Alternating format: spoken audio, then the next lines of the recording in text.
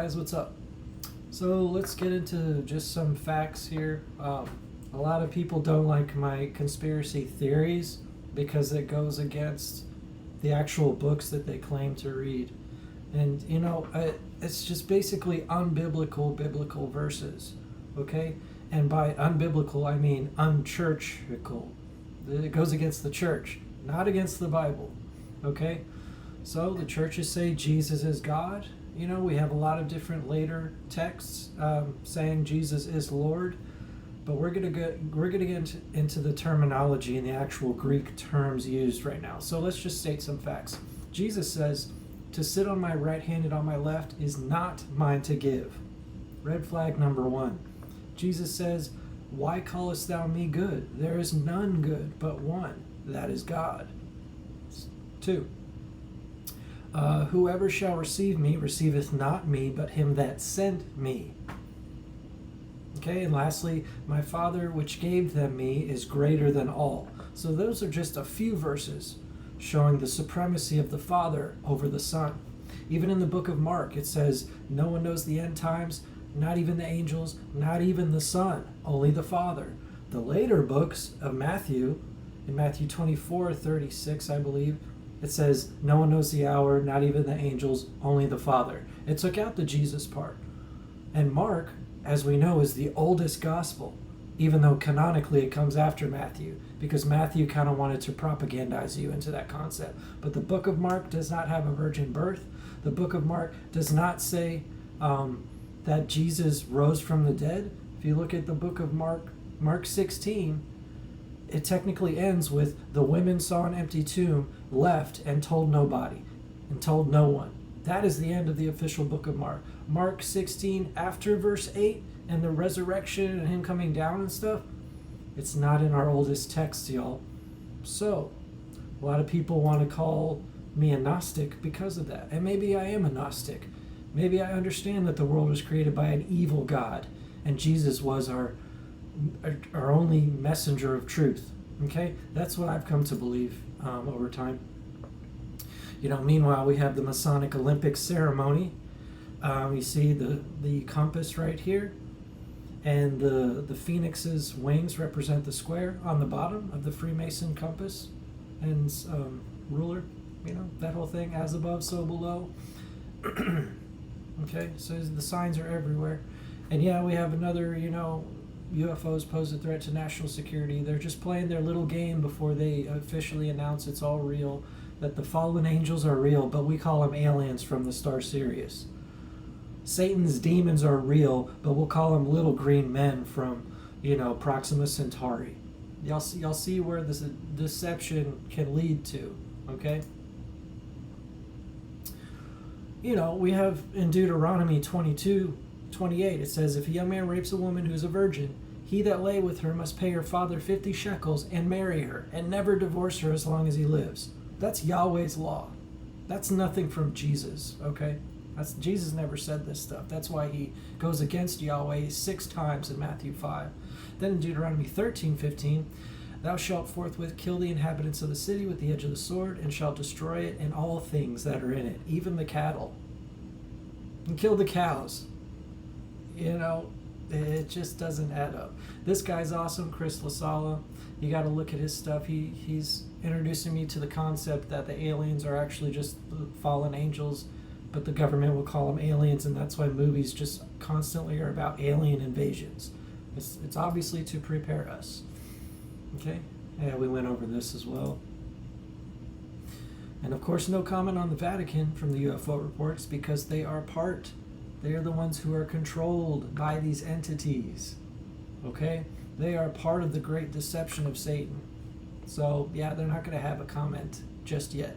Oh, and the Vatican's astronomical telescope is called Lucifer. Lucifer. Okay, just wanted that to sink in. Yeah, this guy has some good videos. Yeah, let's listen to this one real quick. We witness the protagonist's confrontation with a shadowy figure. Under the Silver Lake is where this movie is from. Songs, television shows, and movies that have shaped the cultural fabric of multiple generations. Cool channel. All while operating Quantum under the influence Beyond. of a concealed power. Watch. You're saying you've done this before? Codes? I wrote the music your dad grew up to. Half of what you sang along to as a kid, and I'm still doing it. And these teenagers are dancing to my music. I want it that way. Tell me why. You're telling me there's hidden messages in old pop songs? Movies, television shows, everything you know. I don't care what's fashionable or cool. It's all silly and it's all meaningless. I created so many of the things that you care about. The songs that give your life purpose and joy. When you were 15 and rebelling, you were rebelling to my music. Uh-oh. That's what you know. That song was not written on distorted guitar. No. I wrote it here on piano somewhere between a blowjob and an omelet. There is no rebellion. There's only me earning a paycheck.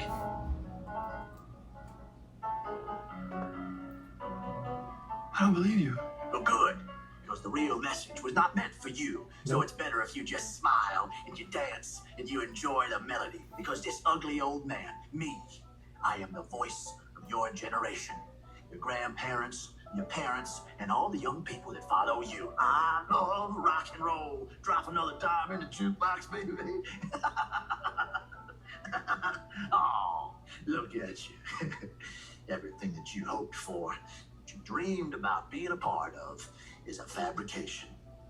Your art, your writing, your culture is the shell of other men's ambitions, ambitions beyond what you will ever understand.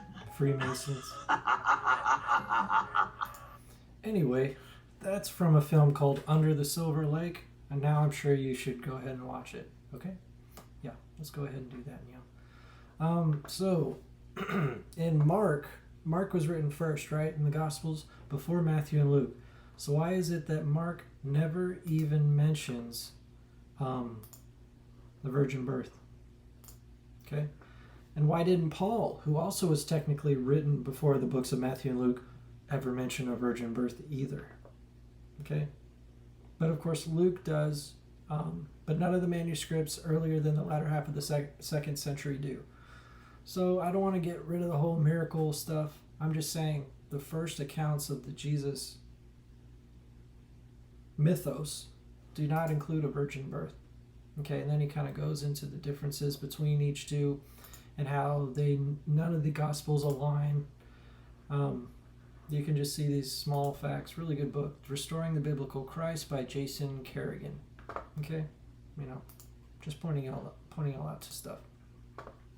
Philip K. Dix Vallis is all about Christianity and true belief in the real God. Okay, I'm not going to go into that. That's a whole video in itself. A midsummer. And then we have Richard Plaster going into his KJV codes that we went into as well. And now here's something I noticed. Even the Pharaoh in the Old Testament noticed how Yahweh's miracles were just cheap tricks. I go a step further and claim that it's reptilian UFO technology. They can part a Red Sea with gravitational technology. They can shoot hail made of fire from the sky. They can send a swarm of locusts, frogs, flies, and gnats, kill the firstborn with some type of age or gender-specific virus. They can cause 3 days of darkness by covering the sun with their spaceship. And they can most definitely chemically alter water with iron to make it look red like blood. So I'm not saying God doesn't exist. I'm saying the 10 Commandments could easily have been done with technology, which is considered magic, or in the spiritual sense, miracles to people who don't know any better. So once again, I'm on board with the Yahweh as a reptilian entity, Satan, pretending to be God, because Satan comes as an angel disguised as light to deceive people. And if you can explain away all the evil in the Old Testament and say, oh, well, that's just Jesus' dad. He's a little harsher than Jesus, but it's still his dad. Then why is Matthew 5 a clean sweep of how evil he was? Jesus says, turn the other cheek. Yahweh says, eye for an eye. Jesus says, if you look upon a woman the wrong way, it's lust. God says, or Yahweh says, you only have to have sex with him until it's bad. Okay, you see the transition here from actions to thought. Okay, from actually doing something, adultery, versus thinking something, and how Jesus took that leap and said, yeah, it's your thoughts that corrupt you and make you evil, not just your actions. Yahweh was do as I do, but not as I say. Or do as I say, not as I do. Jesus was do as I do. Okay, he is the example. Yahweh's not an example of positivity. I live in Texas, so that's what the weather's been like all summer. Now we can go the whole global warming conspiracy thing, or we can look at end times, weird weather in diverse places, or we can go a third option, HAARP, HAARP, weather manipulating mechanism that's the world uses to change the weather, to alter the weather. That stuff is real.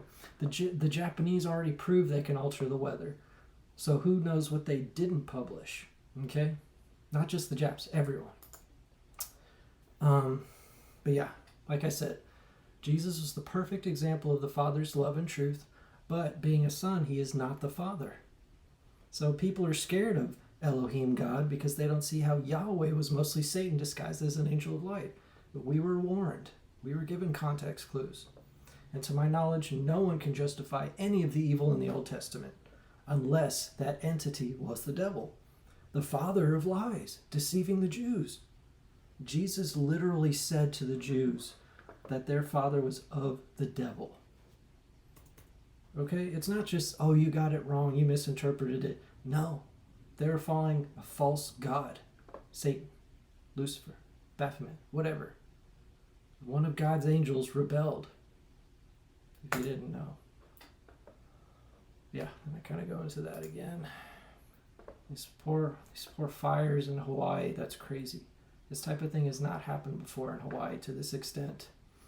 It's the end times, y'all. You want to go to paradise for a week? Well, you know, part of Maui was set on fire by God. So there's no escape from wrath. Okay? Yeah, I had to text one of my relatives who you know, yeah, he said, so I told him, I'm the Christian who hates Christmas, the psychologist astrologer who doesn't celebrate birthdays, the Nietzschean who doesn't think God is dead. I thought you knew by now. I'm not a walking contradiction. Our society is a contradiction. Our society is the one who put up these barriers of black and white, you know, good, bad, religious, non-religious. It's all hogwash. Basically, if there's any contrasting opposition, look for the in-between. Okay? I'm not saying there isn't good or bad. I'm just saying our whole perception of how we judge morality and good or bad, good and bad, has been manipulated and propagandized. You know, we're being spoon-fed this childish nonsense. And then we wonder why bad things happen. Okay? Okay, liberals. They constantly remind us of our oppressive past.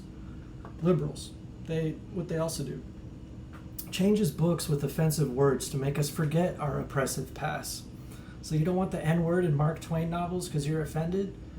What gives you the right to change words to make you, because you think it suits our times better? That's not reading a book about the past then. That's reading some, and it doesn't even glorify the N-word. It was just used casually at the time. And we didn't know until later it's always offensive, obviously.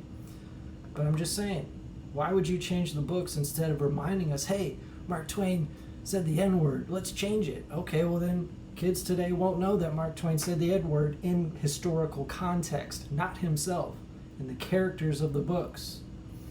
But, you know, they'll just change it anyway. And I'll make fun of Republicans too. Republican, keep Christ in Christmas. But you know what God said? Jeremiah 10, don't do what the heathen do and deck a tree with silver and gold. You know what he said later in Ezekiel 8? Look at those women weeping for Tammuz, whose birthday was December 25th. You'll see greater abominations than these. So why would the Son of God have the same birthday as these heathen gods who demanded child sacrifice? Because it's a conspiracy and you're living a lie. You know, that's kind of my specialty, is to point out how your whole life's a lie. You know, welcome to the age of Aquarius. There's some Nietzsche right there for you. This is cool. The 1611 King James Bible, edited by Francis Bacon, aka Shakespeare, aka the founder of modern speculative Freemasonry. You have Matthew with the man right next to him bearing water. So Matthew represents Aquarius. And you have Mark next to a lion, because that's Leo the lion. Then you have John with an eagle, because back then an eagle and Scorpio were synonymous. It wasn't just a scorpion in ancient times. And then Luke, of course, has the bull for Taurus. So what do we get? We get, sorry. So yeah, the beasts of Ezekiel and Revelation is basically the same as this Sumerian Mesopotamian thing. Horns of an ox up here in the front. You'll see when you face forward. Face of a man, body of a lion, wings of an eagle. Okay, it's Ezekiel and the Revelation beast. And by beast, I mean the astrological archetypes. Okay? I mean, it's just plain as day, y'all.